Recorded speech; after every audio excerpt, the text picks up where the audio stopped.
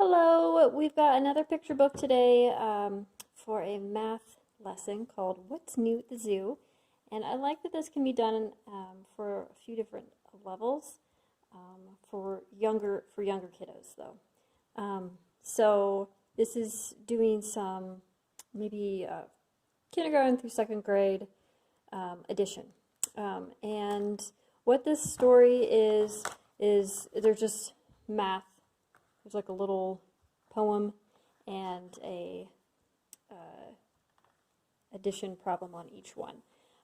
In which what I do when I'm reading this is, as I'm reading the story, I will have each child have a bucket of some sort of a counter that has more than 100, at least 100, but best to have a little bit more than 100. And if they're at a level where they are doing some simple addition, where they're going to be saying, okay, so there's 5 and 2, as I'm reading, then they can count that up. And then set them aside, because what I have them do is keep track of each page. So then the next one, they're going to have, the next set, to see how many animals are in this zoo all together. There are 100. So if you get to the end of the book and add up all of these equations, they're going to be 100. So that's why you want to have at least 100 counters. I also like to use the interlocking ones because you have the 10 rods and you can trade them in. So you can swap out 10 ones for a 10 rod, which helps with learning place value. But if you have just counters, that's fine too. So again, once you have all of your animals, just kind of keep track of them by the equations, and then I will start regrouping them. Or I won't. I'll have the children start regrouping them.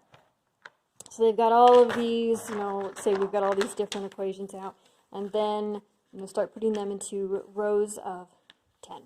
And then you're able to count them out, 1, 2, 3, 4, 5, 6, 7, 8, 9, 10, and then start on the next row.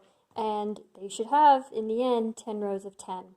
If they don't, and they're able to see that other children are having different answers, hopefully that they can not just add some more in real quick to have the same as their friend next to them, but that they can go back. Maybe these are written somewhere that they can see that the first one was 5 plus 4, and that they're able to start through it again and look and be like, okay, I had this, I had this, I had this. Oh, I was missing one here, and then grab another one, or put one back.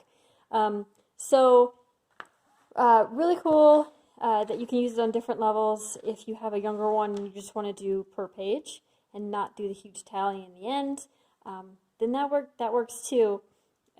Great, it works great. And if they're just reading the book, you don't have counters, and you just want the child to be able to count them and just read through the book, that works too. What I do like about this book is at the end of the book, we have a couple more activities that you can do with fact families.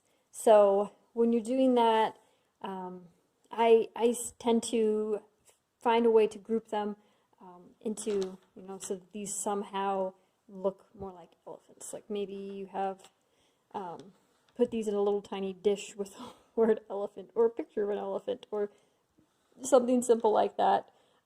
Or you're amazingly creative and you have, all these cutouts of elephants and giraffes and zebras and different animals to be able to do the fact families.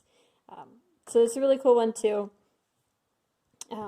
Depending on how creative you are, you can make it really beautiful or really, really simple. I always keep mine simple so that it's just less intimidating for me to put the lesson together. So I hope that you enjoy this one.